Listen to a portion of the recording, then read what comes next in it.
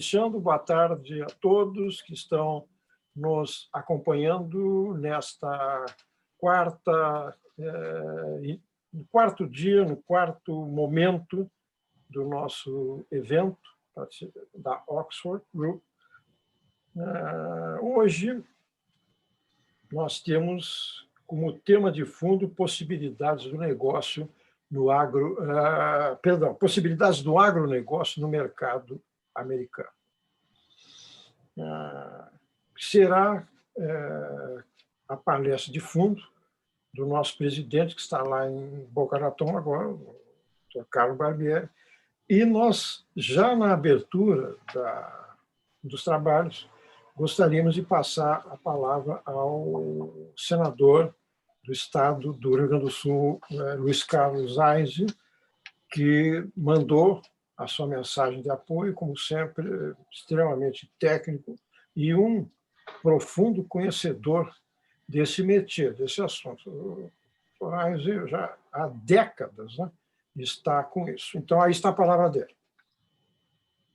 É um grande prazer estar cumprimentando, em nome do Carlos Barbieri, a todos os participantes desse nosso Oxford Group, que está debatendo essas nossas relações com o Brasil, com os Estados Unidos, potencial que nós temos. A agricultura brasileira é das mais adiantadas e modernas do mundo. Nós que passamos nos anos 70 de importadores de alimentos, sermos hoje um dos maiores exportadores de alimentos do mundo. O Brasil exporta para 1,5 bilhão de habitantes, consome os nossos alimentos. Então o Brasil hoje é o maior exportador de soja, o maior exportador de frango, o maior exportador de boi, o maior exportador de fumo, de vários produtos, somos os maiores exportadores mundiais, porque nós temos qualidade e capacidade dos nossos produtores. Mesmo que os subsídios que os americanos, que os europeus, que os asiáticos recebem, o subsídio destes países dá mais ou menos $1,5 bilhão por dia. O Brasil, 4 dias de subsídio desses países todos é o subsídio que os produtores brasileiros, sem subsídios que nós temos aqui. Outra questão séria, a carga tributária sobre os alimentos do Brasil hoje, nós temos uma das maiores cargas tributárias dentro da porteira do mundo. Os alimentos do Brasil são altamente tributados quando comparados com os europeus, com os americanos ou mesmo os asiáticos, né? Então também são questões que nós temos que corrigir internamente aqui dentro do Brasil, mas mesmo assim o Brasil é um líder, né? Grande produtor de alimentos do mundo e continuará sendo. Veja que escute bem, sem devastar a floresta amazônica, né, nós ainda podemos ampliar em mais de 100 milhões de hectares, 100 milhões de hectares de cerrado que podem ser incorporados ao processo produtivo no Brasil sem devastar a floresta amazônica e utilizar ainda alguns milhões de hectares de pastagens degradadas. O Brasil seguramente pode dobrar essa produção nos próximos anos, pela capacidade e a preservação que nós temos aqui hoje. O Brasil preserva, praticamente nós usamos apenas 30% da nossa área plantada, enquanto que os Estados Unidos usam 74% da sua área com agricultura, com pecuária, com floresta, com produção. Então, o Brasil tem muito que progredir, muito que aumentar ainda, e o nosso produtor está preparado para fazer esse enfrentamento. Com todas as adversidades, nós ainda somos um grande produtor e um grande exportador de alimentos, e seremos mais para frente. Então, contem conosco, estamos juntos nessa posição. Senador da República hoje, engenheiro agrônomo, produtor rural e gosto do campo, né? E vejo a qualidade dos nossos produtores rurais que serão imbatíveis. Desculpem os demais produtores europeus, americanos, asiáticos, mas nós sim seremos imbatíveis com a capacidade da nossa gente. Um abraço a todos vocês, foi um prazer.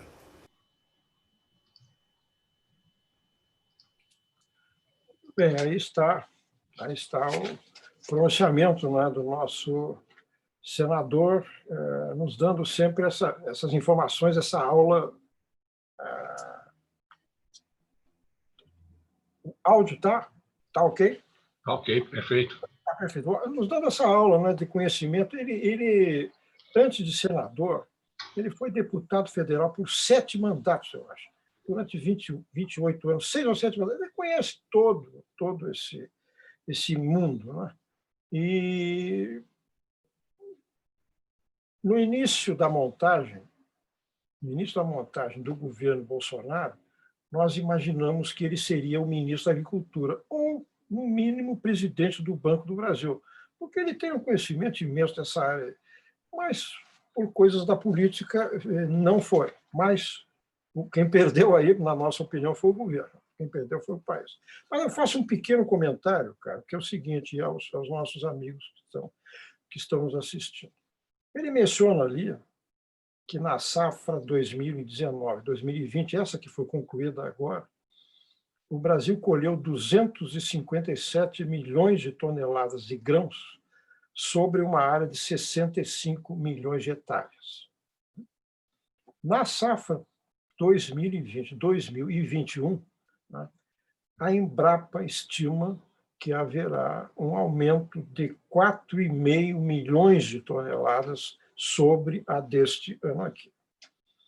E, quando o Brasil vier a incorporar esses 100 milhões de hectares de cerrado disponíveis, mais 10 ou 15 milhões de hectares de terras degradadas, mas que estão sendo recuperadas para pastagens, terá uma área de aproximadamente 180 milhões de hectares voltados para o agronegócio. Mantidos os índices de hoje, significará 600 milhões de toneladas de grãos. Uma cifra assombrosa pelo lado que se olhar. E, concomitantemente, aí haverá a necessidade, né, da estrada, do porto, do aeroporto, da ponte, da ferrovia, tudo isso junto para escoar uma produção imensa dessas, que terá uma infraestrutura que terá que ser construída durante esse período. E veja que aí não está incluído o boi, não está incluído o frango, não está incluído o fumo, não estão incluídas várias outras atividades do agronegócio. Então, esses números que ele nos trouxe aqui são realmente, além de impressionantes, são de orgulhecer, né? De orgulhar, porque o Brasil é realmente, nessa rubrica econômica, é um colosso, né? É um país colossal, um país extraordinário sob qualquer ângulo que se olhe. Aliás, o nosso amigo, eu fiquei sabendo agora, questão de 1 hora atrás, testou positivo para coronavírus, o Luiz Carlos Reis, o senador. Está na casa dele, na fronteira. Eu acabei de falar com ele aqui, pedindo que ele confirmasse, porque eu vi isso no blog, e ele me disse, sim, confirmo, estou assintomático, mas estou em casa. Eu não sei se ele está assistindo ou não, vai ver mais tarde, mas, de qualquer maneira, o nosso grande abraço, o nosso carinho, a nossa fé que ele se cure imediatamente disso e volte ao nosso convívio. Então, senador, um grande abraço e, da nossa parte, muitíssimo obrigado por ter se somado a nós aqui. Eu creio que agora chegou o momento de nós passarmos a palavra para o nosso CEO, né, o Dr. Carlos Barbieri, que está lá nos Estados Unidos, e que então vai nos falar um pouco sobre as possibilidades do agronegócio no mercado americano, tendo em vista esse universo que está se descortinando daqui. Então, eu passo a palavra ao Dr. Barbieri, lá em Boca Raton. Carlos, tá bem. Opa. Obrigado, Edgar. Obrigado a todos os participantes desse evento. Eu sinto tristeza, eu estou sentindo saudades, será o último dessa série.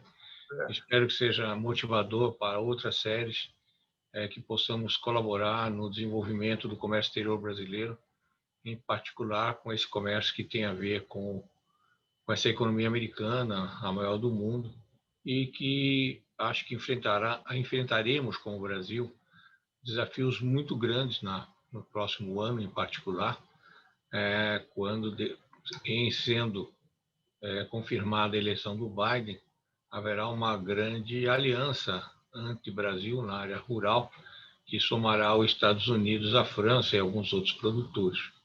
Então, eu acho que a nossa agricultura tem que estar atenta a isso, mas esse é um tema que eu vou deixar um pouco mais para frente para nós tratarmos. Eu vou colocar algumas transparências que facilitam a visualização do que nós vamos que nós vamos falar. E, por favor, guardem as perguntas todas que quiserem, que trataremos de ter tempo suficiente para respondermos ainda hoje, ou mandaremos as respostas oportunamente através do nosso querido Edgar Mondadori. Bom, quais são as nossas possibilidades do agronegócio americano?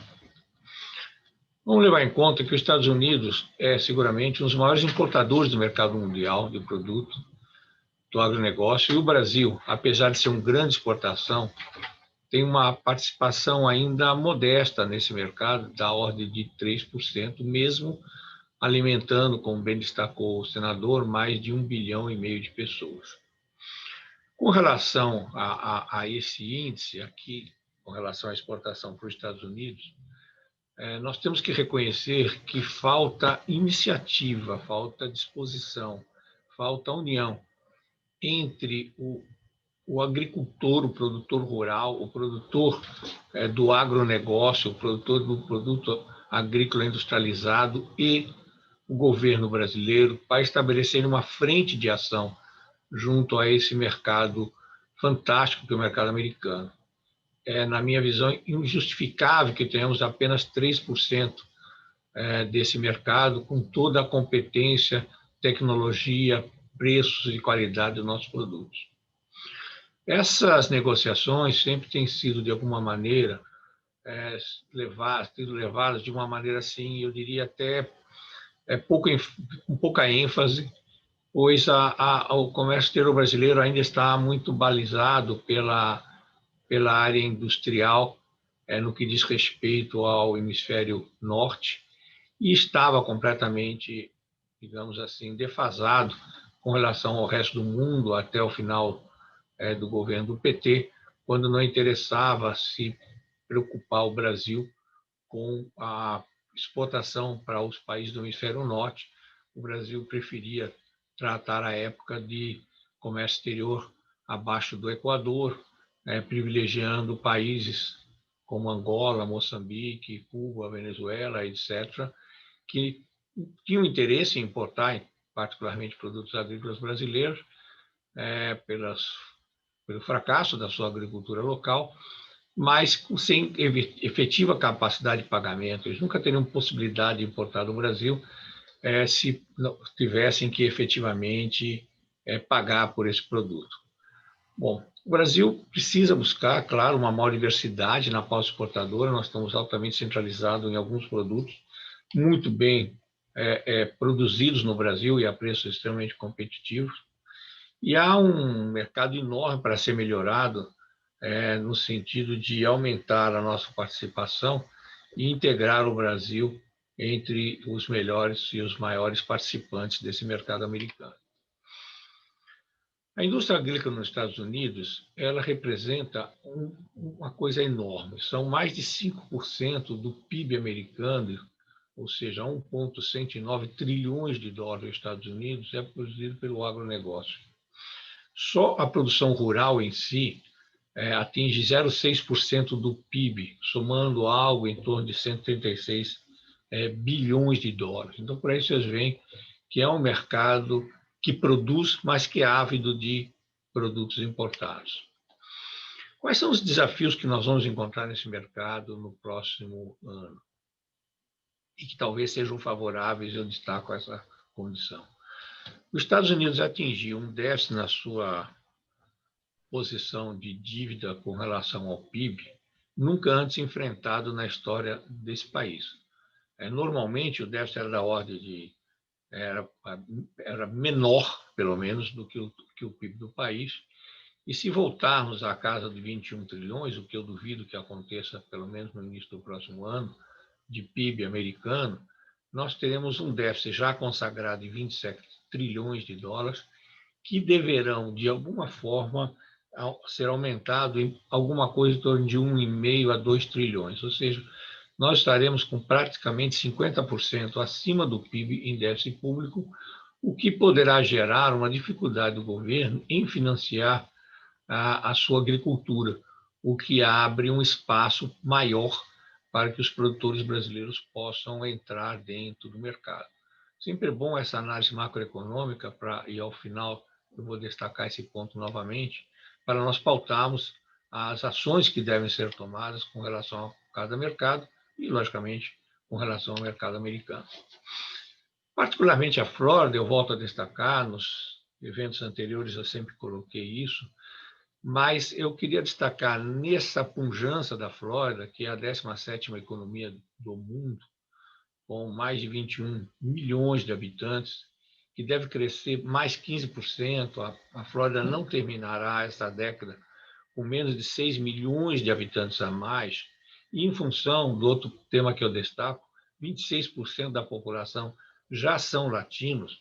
Então, a produção brasileira, inclusive na área agrícola, tem muito a ver com a cultura da maioria dos consumidores americanos, ou pelo menos 26%, que acabam levando esses alimentos para casa.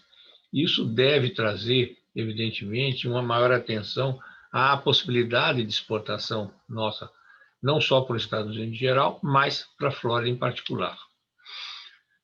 E eu coloco aí em destaque o que nós chamamos com muito carinho aqui, o Mercadinho da Saudade, que normalmente tem sido o ponto de entrada dos produtos semi-industrializados na área de alimentos, ou seja, até industrializados, para os pequenos produtores. Tem sido destacado pelo Edgar, pelo governo do Estado e por algumas associações patronais, que nós temos que ajudar a incentivar o pequeno exportador.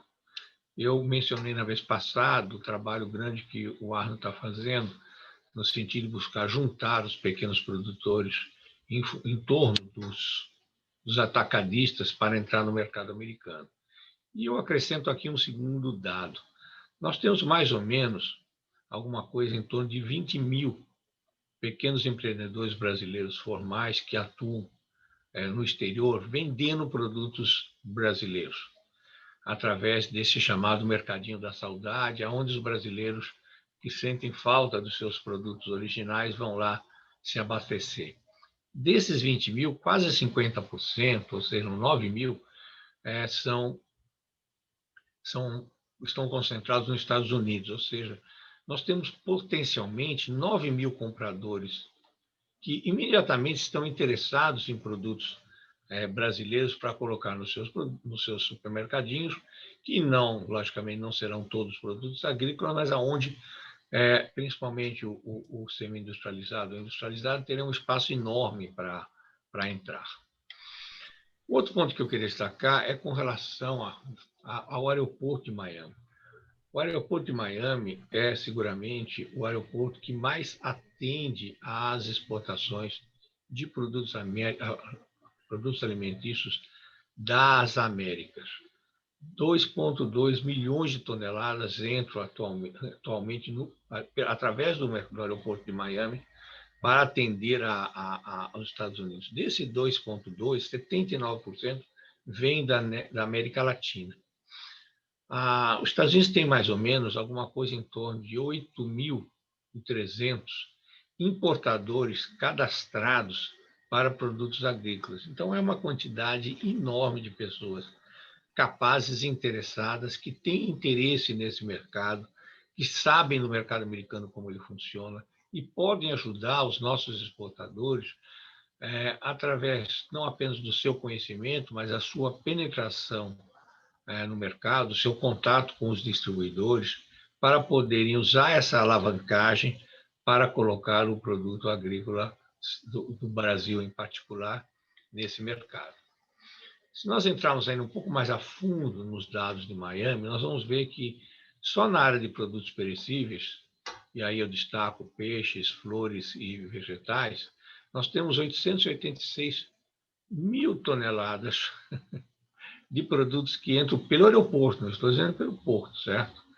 Dos quais, em termos de produtos de frutas e vegetais, são 189 mil toneladas, quase 190 mil toneladas, o que mostra a importância do aeroporto de Miami na entrada de produtos brasileiros nesse mercado, e mostra mais do que isso, mostra o quão perto a entrada dos Estados Unidos está do Brasil, porque esse aeroporto é o primeiro ponto de aterrissagem nossa, dos brasileiros, como quando chegamos aos Estados Unidos, e é aquele país que, de alguma forma, é a parte do país, é o aeroporto do país, que tem uma velocidade enorme no atendimento a esse tipo de produto.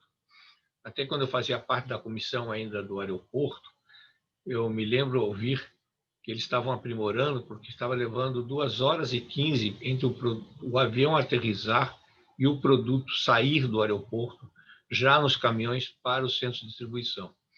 Esse tema foi levado avante, me parece que agora, em 1h e pouco depois da aterrissagem do avião, o seu produto agrícola já está sendo colocado no mercado, o que facilita demais qualquer processo de logística para poder chegar ao produto fresco em condições de uso para o mercado interno americano e da Flórida em particular. Claro que a partir da Flórida ele vai para os outros estados, dentro de uma cadeia de logística extremamente bem estruturada que tem os Estados Unidos, mas não há como deixar de destacar que o aeroporto de Miami é o porto preferencial de entrada e é onde os seus produtos vão ser colocados com o menor preço, menor custo e seguramente a maior agilidade na saída deles aqui nos Estados Unidos.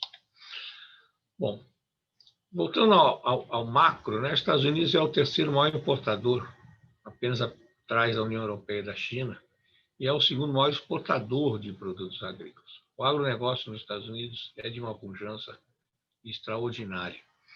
Nós temos visto que em 2018, que é o último dado que eu encontrei, nós tivemos 181 bilhões de produtos ofertados, comprados pelos Estados Unidos, e 163 bilhões que os Estados Unidos exportou. Ou seja, os Estados Unidos exportou de alimentos quase a mesma quantidade, ou praticamente a mesma quantidade que ele exportou de todos os produtos, inclusive alimentos, para a China.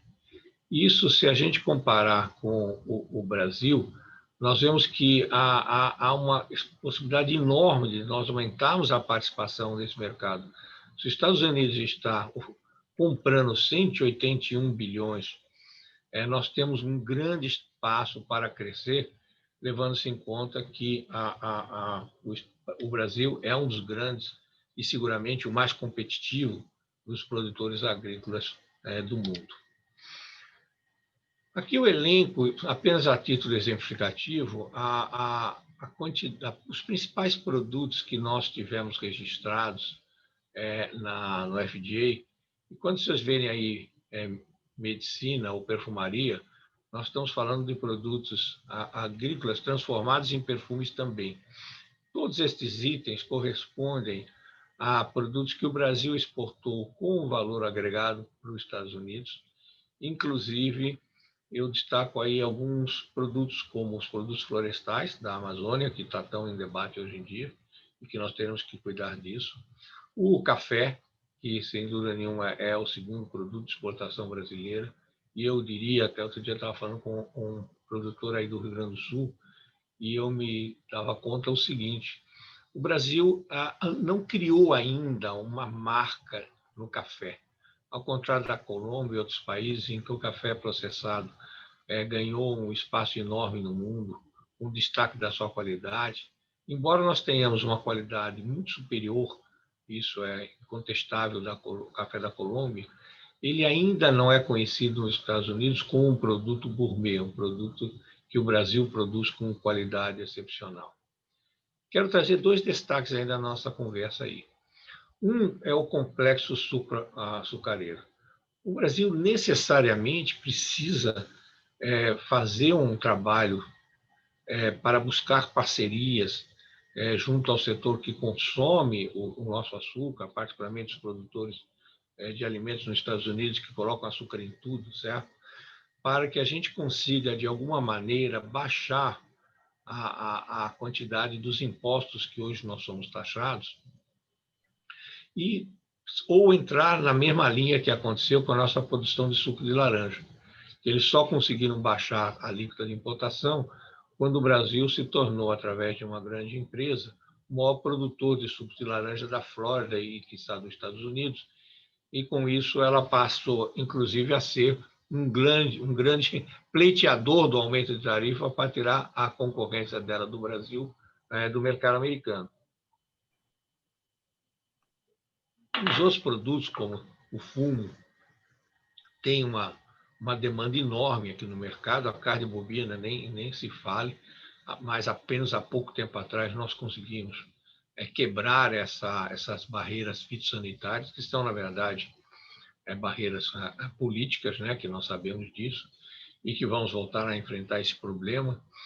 Enfim, o que eu quero destacar aqui, os senhores que são líderes das entidades patronais no Brasil em geral, no Rio Grande do Sul em particular, há que se criar uma estrutura de lobbying aqui nos Estados Unidos para prestigiar o produto agrícola, superar essas barreiras tarifárias e impedir que a indústria de outros estados, particularmente do São Paulo, eu sou paulista, falo isso com muita tranquilidade, vejam na negociação com os Estados Unidos apenas uma forma de prestigiar ou impedir mais tarifas para os seus produtos industrializados, mas não veem que a contrapartida está sendo toda feita com o ônus da nossa agricultura. A agricultura brasileira está pagando a conta de não estar se equiparando ao setor industrial, tanto brasileiro como mundial, na busca de melhores condições de competitividade, particularmente no que diz respeito aos impostos que são impostos, sem fazer um trocadilho, à nossa agricultura quando é a entrada do produto aqui nos Estados Unidos. Vejo no caso do Rio Grande do Sul, se não estou equivocado, eu não sou um expert, o Rio Grande do Sul exporta para os Estados Unidos alguma coisa de 19 bilhões em grãos de soja. A parte bovina são quase 3,6 bilhões. A carne de frango, 6,2 bilhões. Aí vai tabaco, milho, arroz, etc. Mas, para os senhores terem uma ideia da comparação, o que o Brasil coloca nos Estados Unidos, vejam um dos principais produtos de exportação do Brasil, que leva, logicamente, o couro como parte integrante, que é o caso da indústria de calçados, que os Estados Unidos, no ano passado, ele importou cerca de 237 milhões de dólares e o Brasil entrou com menos de 10% nisso, o que mostra, dentro daquela teoria da África, certo? O meio copo nosso está por 10%. Nós temos muito copo a ser enchido com a produção e a exportação de produtos do Rio Grande do Sul aqui no mercado americano. E aí vem aquele ponto que nós estávamos tratando quando comentamos do café, a importância do brand, né? O Brasil tem que criar um brand de qualidade na sua área de alimentos. Eu trouxe o exemplo da Chiquita, que é uma banana, o Brasil é um grande produtor de banana também, em que ela, criando esse brand, esse nome, esse prestígio no mercado, ela conseguiu ter 22% do mercado americano de banana. Veja, senhores, o que significa isso. Hoje a Chiquita compra banana em toda a América Central e no Caribe e não dá conta de atender o mercado americano.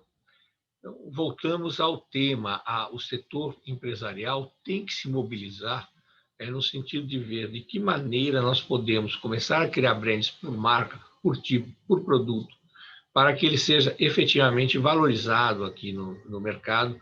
Com isso, ele vai ter um preço adicional, com isso, ele vai ter uma presença adicional e ele vai ser demandado não só pelos consumidores, mas, em consequência, o próprio mercado distribuidor. Para entrar nos Estados Unidos, nós temos necessidade de entender como funciona a burocracia aqui. Há várias entidades que participam do processo de aprovação da entrada do produto. Eu vou me destacar um pouquinho mais à frente só a FDA, mas eu queria, por exemplo, caracterizar a diferença entre esses órgãos, que é importante os senhores conhecerem e se prepararem para enfrentar essas limitações desde o início. Por exemplo, o USDA cuida particularmente de produtos agrícolas em geral, animais, né? Então é o ovo, é a carne e, em particular, os produtos que tenham assim a expectativa de serem considerados com com os efeitos sanitários melhores e assim sucessivamente. Então, o USDA é parte integrante da vida do exportador dos produtos dos Estados Unidos.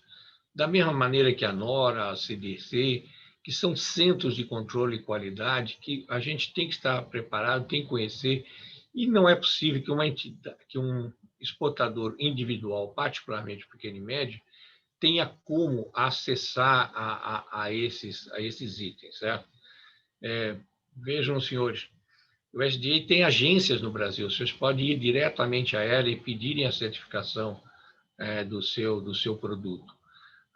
E, com isso, os senhores já chegam com o produto pré-aprovado por uma agência americana, certo? Bom, se nós vamos entrar no FDA, eu procurei detalhar o FDA.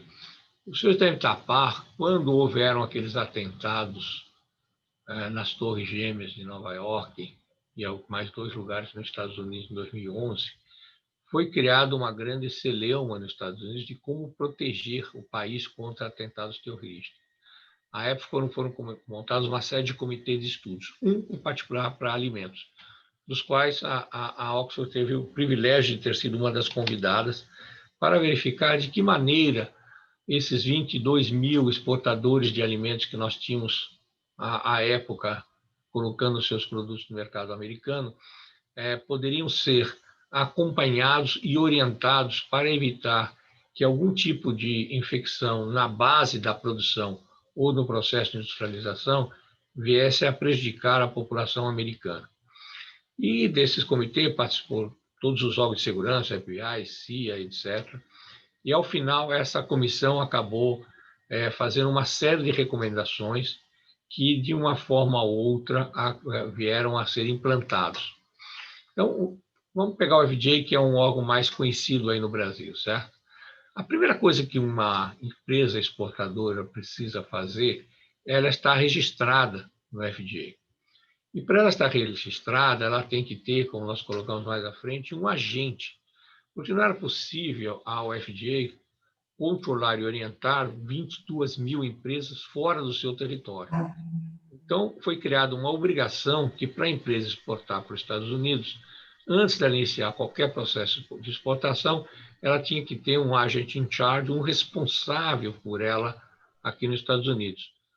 Houve um boom dessa necessidade. A nossa empresa, a Oxford, foi uma das que mais atendeu a exportadora brasileira. Até hoje a gente é agente in charge de várias dezenas ou centenas, não me lembro, de empresas brasileiras, porque é o elo de contato entre o exportador e a instituição americana. E sem esse elo, ele não pode exportar, não é um cartório ou uma exigência. A pessoa pode indicar o agente que ela quiser, mas tem que ter um agente.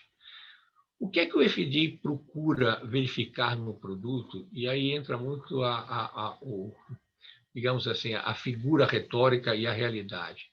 O FDA não aprova produto, ele verifica o produto, certo? O que ele quer saber? Se a instalação da empresa estrangeira é adequada, se ela está registrada, o produto que ela coloca dentro, se ele interage com a embalagem. Então, a análise da embalagem e a análise do produto é fundamental para que seja aprovado um produto quando ele entra no mercado americano, porque muitas vezes alguns tipos de embalagem interagem com o produto e deterioram ou criam algum tipo de dano ao alimento quando ele vai ser ingerido.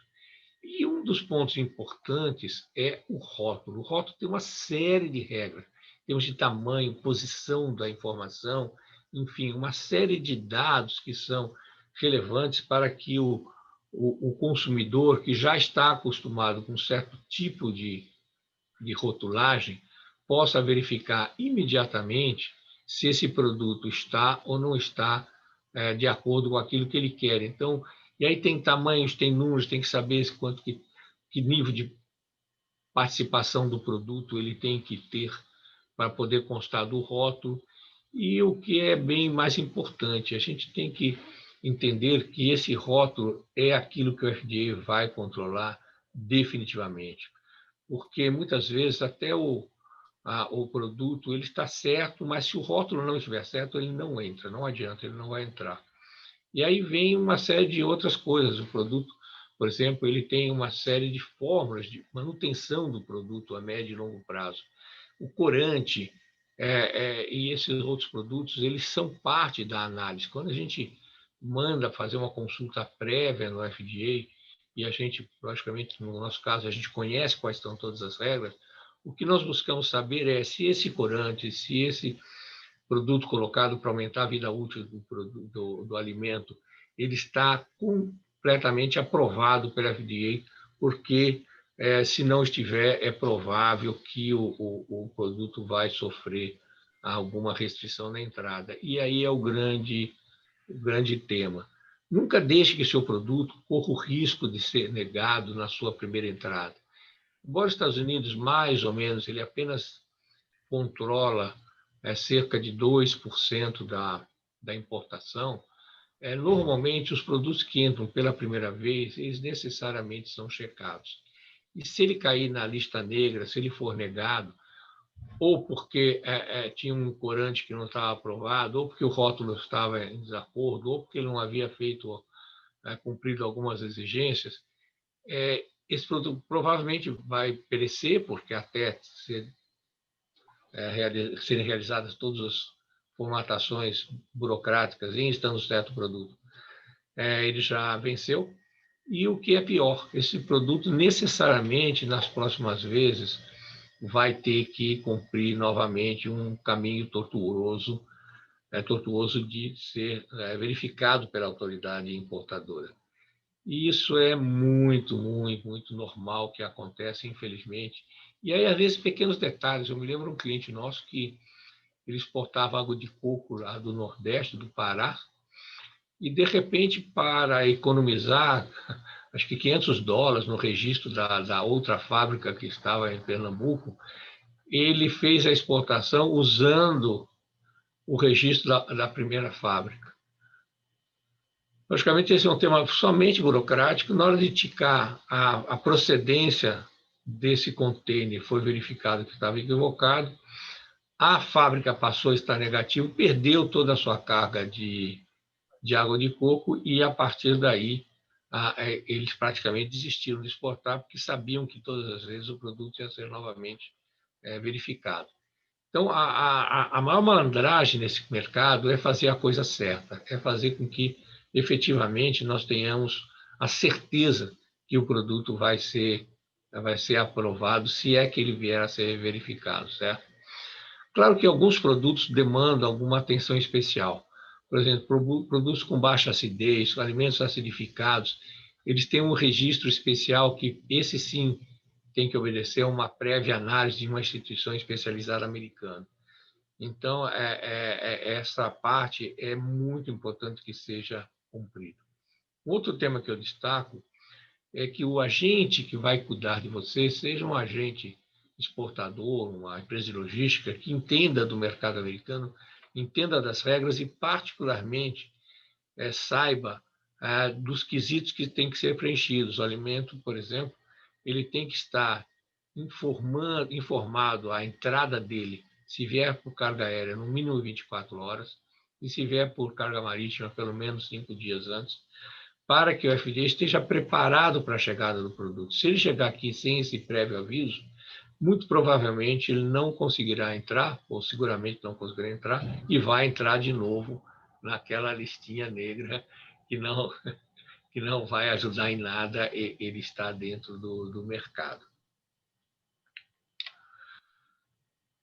Vamos então ao mercado. O mercado americano, ele tem, se nós temos 8.300 praticamente empresas importadoras de alimentos, eu diria que nós temos pelo menos umas 100 grandes ou médias empresas que fazem a distribuição. Eu coloquei alguma delas apenas para referência dos senhores verem a magnitude. Veja o senhor, uma Cisco, ela processa mais ou menos 600 bilhões de dólares por ano. Agora, 400 e poucos bilhões. E agora a Cisco se uniu com a US Food Service, está em discussão judicial ainda se eles podem ter esse mercado todo, certo? Mas o que indica é o seguinte: não se preocupe com o canal de distribuição, a não ser no ponto de vista do estudo. Nós temos que estudar efetivamente qual vai ser o canal mais adequado. Por quê? Não quer dizer que uma Cisco, com essa quantidade de mercadoria que ela maneja, ela só importe de grandes exportadores que tenham capacidade de atender a todo o mercado americano. A Cisco funciona, como a Gordon, por regiões. Se eu falar, bom, eu quero distribuir essa minha goiabada, ou esse meu mate de chimarrão para o pequeno comprador da região da Flórida, particularmente na região de Pompano, onde eu sei que tem uma série de gaúchos que não deixam de tomar o chimarrão todo dia. Perfeito. Ela vai estabelecer uma regra válida, desde que ela tenha a convicção e a prova por parte do exportador de que haverá consumo para isso. Então, não se assustem com o tamanho de uma Cisco. Preparem-se, estudem, vejam o mercado, criem a venda induzida, ou seja, faça o consumidor potencial de vocês irem até as lojas, pedirem para que a loja peça a esses distribuidores, de tal maneira que ele se sinta motivado a colocar o seu produto no seu estoque e, particularmente, integrar a lista de distribuição. Outra área importante que eu quero destacar na forma de distribuição americana, particularmente tanto na Cisco como na Gordon, é o fato de que eles têm dois tipos de clientes. O cliente de grandes redes, e assim sucessivamente, e o cliente do pequeno restaurante. Aí, se os seus forem entrar nas grandes redes, a vantagem é que o preço é tabelado previamente e apenas o comprador final, o restaurante ou quem for, ele vai se preocupar em ver qual a quantidade de entregas por semana, que a diferença de preço vai estar no custo da logística. Já o pequeno consumidor, ele vai depender da habilidade dele negociar com o vendedor, porque o vendedor ganha em função da margem adicional que ele leva para o distribuidor. Então, esse vendedor são normalmente pessoas espertas, habilidosas, com boa relação com os lojistas, e vale aí um acordo com eles no sentido de promoverem o seu produto. Não há nenhuma ilegalidade, ao contrário, essas grandes distribuidoras incentivam que o exportador motive esses vendedores a trabalhar o seu produto. Criem promoções, deem uma passagem para quem vender mais o seu produto. Isso é absolutamente legal, desde que seja transparente. Não pode ser nada de caixa 12 ou nada escondido, mas, de fato, a possibilidade dos senhores entrarem nessas lojas pequenas e médias vai depender muito da presença dos senhores aqui e da boa relação que os senhores vão estabelecer com os vendedores em geral, certo? Bom, e agora eu queria alertar os senhores sobre um tema importante antes de nós chegarmos na parte final da nossa apresentação. Eu trago aqui alguns slides que nos foram remetidos por esse Mundo Rural Business, que é uma publicação que provavelmente todos os senhores leem aí. Na parte do milho, me chamou extrema atenção o fato que havia uma grande preocupação há 2 anos atrás, 2016, para falar a verdade, e esse gráfico não está aí, em que a China dizia estar com estoque regulador extremamente baixo, que não daria para cobrir a necessidade de alimentos apenas dos seus portos para o próximo ano. Isso fez com que o preço do milho subisse de uma maneira significativa. A China passou a valorizar o preço e acabou levando esse custo do milho, elevando esse custo do milho de uma maneira extraordinária.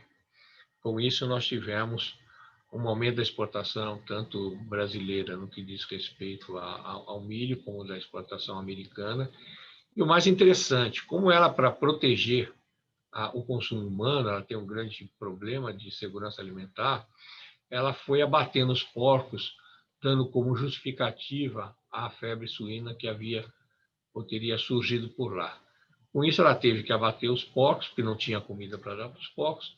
Acabou tendo que comprar porcos. Santa Catarina hoje é um grande exportador de suínos, de carne de suínos para a China. Mas aí a China, para não deixar aumentar o preço, o que é que ela fez?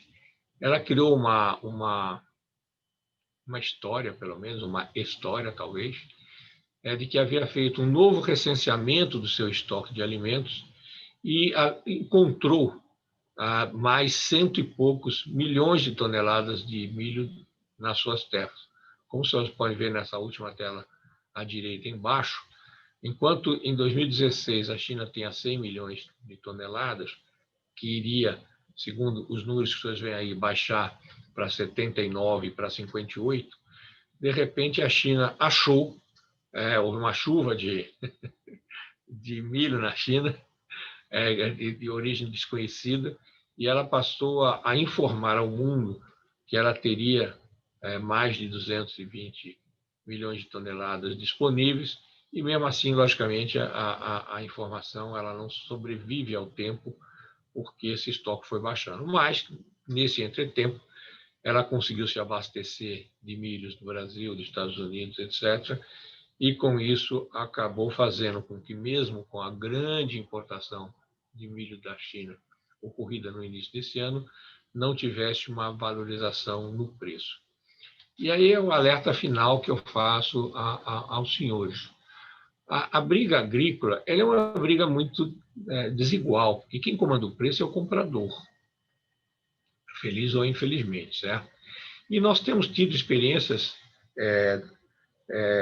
até irritantes ao longo desse tempo. Vocês devem lembrar quando o Brasil tinha embarcado vários navios de produtos agrícolas para a China e, de repente, a China alegou que os nossos produtos teriam um certo vírus. E, com isso, o nosso, então, ministro da Fazenda, Meirelles, teve que ir à China e renegociar os preços, dando descontos altíssimos, porque eles haviam determinado que os navios deveriam voltar à sua origem, alegando esse risco da contaminação, que, na verdade, é o poder que tem um grande comprador, quando ele sabe que existem 30 e poucos navios do produto em direção ao seu país, e ele não precisa mais deles, que eles já se abasteceram em outro mercado, ele trata de colocar esses produtos sob suspeição e, desta maneira, baixar os seus preços. E a China, ela realmente tem essa característica. E aí vem mais dois pontos que eu queria abordar com os senhores como exportadores, e produtores e exportadores de produtos agrícolas, certo? Bom, primeiro ponto, a China depende muito mais do Brasil do que o Brasil da China. Então, é um pouco de pirotecnia dizer que a China vai deixar de ser um grande importador no Brasil, porque o Brasil tem uma aliança, pelo menos por enquanto, com o governo federal americano. Bobagem, tolice. Porque a China precisa muito mais do alimento do Brasil, que é o grande provedor dela, e, logicamente, ela não tem interesse em negociar produto agrícola por preço pré-marcado com os Estados Unidos, porque lá, logicamente, nessas negociações que houveram no Acordo 1, os preços foram definidos previamente a favor dos Estados Unidos, certo? Então, a China tem interesse e precisa baixar o seu custo médio em manter a mesma regra. Eu acho que não, o Biden é uma pessoa muito pró-China, ele deve modificar muitas regras, mas, de qualquer maneira, o Brasil tem que estar atento e tem que ter uma política de exportação agrícola conjuntamente e independentemente do governo federal, certo? Talvez os estados produtores, particularmente do Rio Grande do Sul, possam e devam se entender no sentido de buscar a penetração dos nossos produtos dos mercados internacionais e particularmente com a China, evitando que esse tipo de ações políticas que possam colocar em risco a nossa exportação, ou pelo menos o preço da nossa exportação, venham a prejudicar de uma maneira significativa a nossa exportação. O segundo alerta que eu quis colocar para os senhores é o seguinte: em sendo diplomado o Biden, vai ser formada uma grande aliança anti-Brasil, certo? Dos quais nós teremos capitaneado os Estados Unidos e a França. porque tanto à França não interessa o crescimento da produção agrícola brasileira, porque ela tem que subsidiar uma boa parte ou a totalidade da sua produção agrícola. O minifúndio francês não tem a menor capacidade de competir com a nossa qualidade, o nosso preço. E, por outro lado, é do interesse americano, em geral, que o produto agrícola brasileiro não compita com o deles, que, como mostramos anteriormente, os Estados Unidos é o maior interessado em diminuir a produção brasileira, de tal maneira que ele consiga colocar os seus produtos no mundo como um todo. Lembre-se, os senhores, que, como disse o senador com muita clareza, o subsídio que esses países oferecem são substanciais.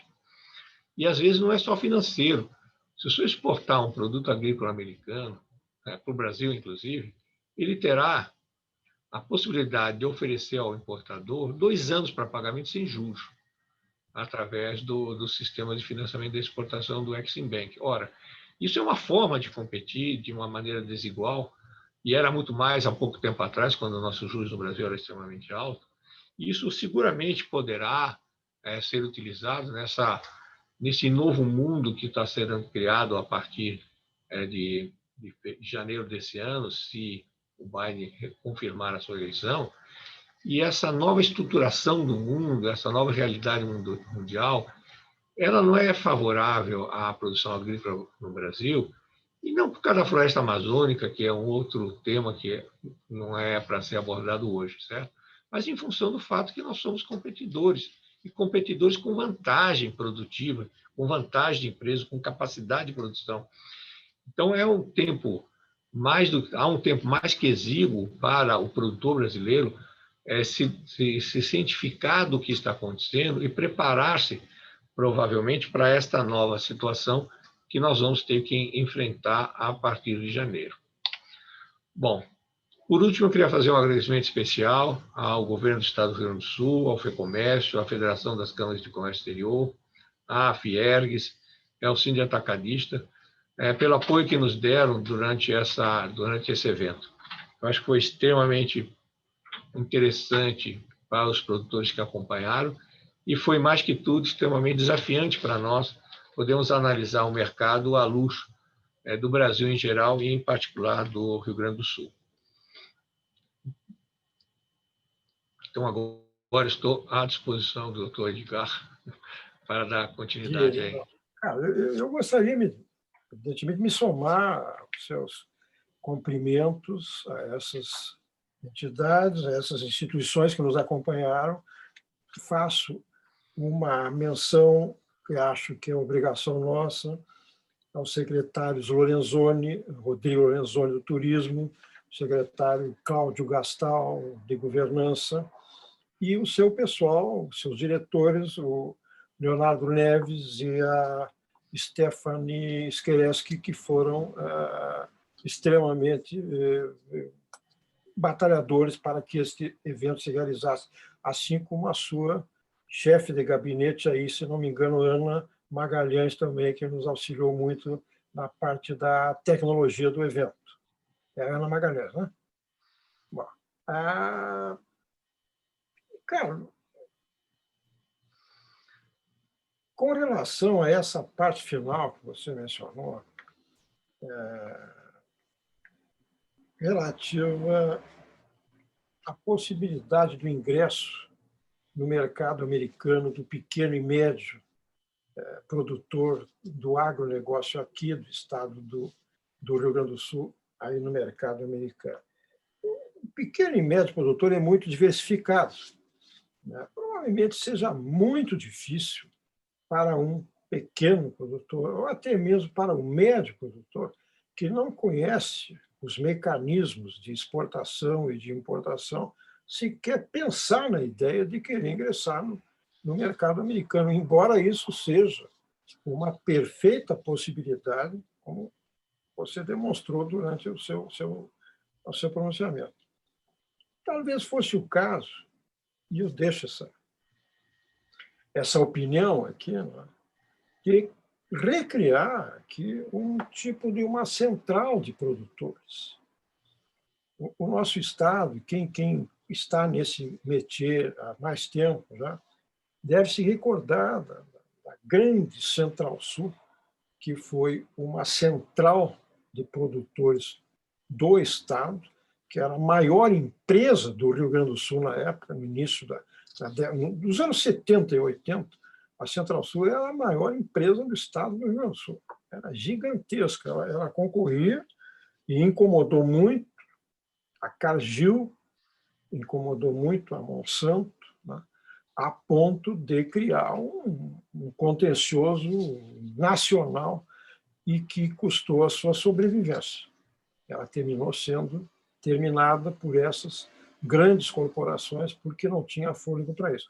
Quem sabe hoje, né, com o apoio do sindicato, dos atacadistas, das federações comerciais, enfim, dos sindicatos rurais específicos, né, possa se pensar na recriação de uma central de produtores que reúna essa turma toda quase que num sistema cooperativo, né, para negociar em conjunto e obter melhor preço, prazo e condições num produto específico ou numa cesta de produtos que eles colocariam à disposição. Evidentemente que a Oxford os orientaria na medida do seu conhecimento e da sua experiência no mercado americano. Então, eu deixo essa ideia. Quem sabe, um por um é muito difícil, né? Esse é o velho princípio do festival do cooperativismo. Um sozinho quebra, bota 10 junto, aí já é muito mais difícil obter melhor preço, melhor prazo, melhor condição. Talvez esse seja ou fosse um dos caminhos adequados. Muito bem, meu amigo. E meus amigos que estão nos assistindo aí, chegamos ao final. Estamos já com 1 hora, praticamente, de evento. E eu me somo ao que você disse no início, uma saudade enorme. Está terminando, né, o nosso webinar aqui. Aprendemos muito, eu especialmente aprendi muito, né, durante esses 4 eventos, esses 4 dias, né, e espero que nós possamos voltar a nos ver, nos encontrar mais a miúde, né, com outros webinars, quem sabe já no primeiro trimestre de 2021. Essa pandemia, eu acho que não vai nos deixar viajar muito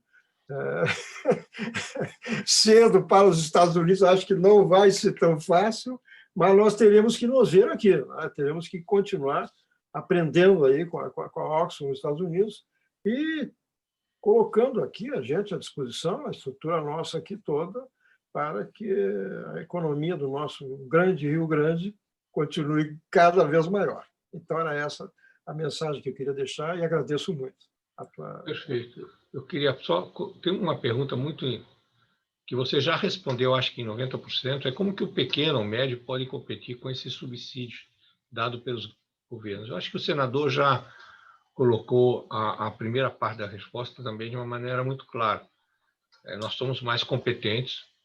É só o governo não atrapalhar, deixar o produtor ganhar o dinheiro que ele faz jus, evitando essa carga tributária absurda e os custos de logística que também são assim, terríveis. Eu só usando um exemplo, uma vez eu estava participando do seminário na Geórgia, no Instituto Carter, e um expert lá falando sobre a competitividade do produto agrícola brasileiro, com a Geórgia em particular.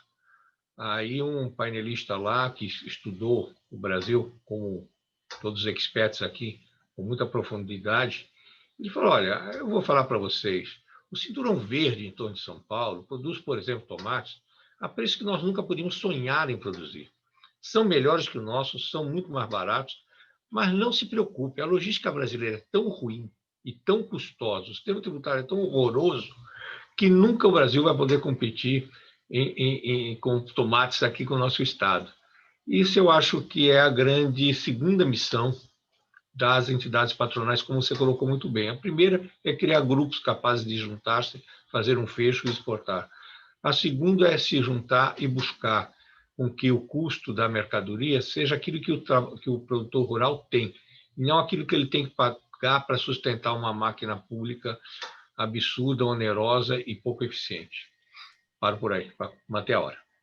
Muito bem. Então, acho que estamos liberados, estamos prontos, estamos dispensados.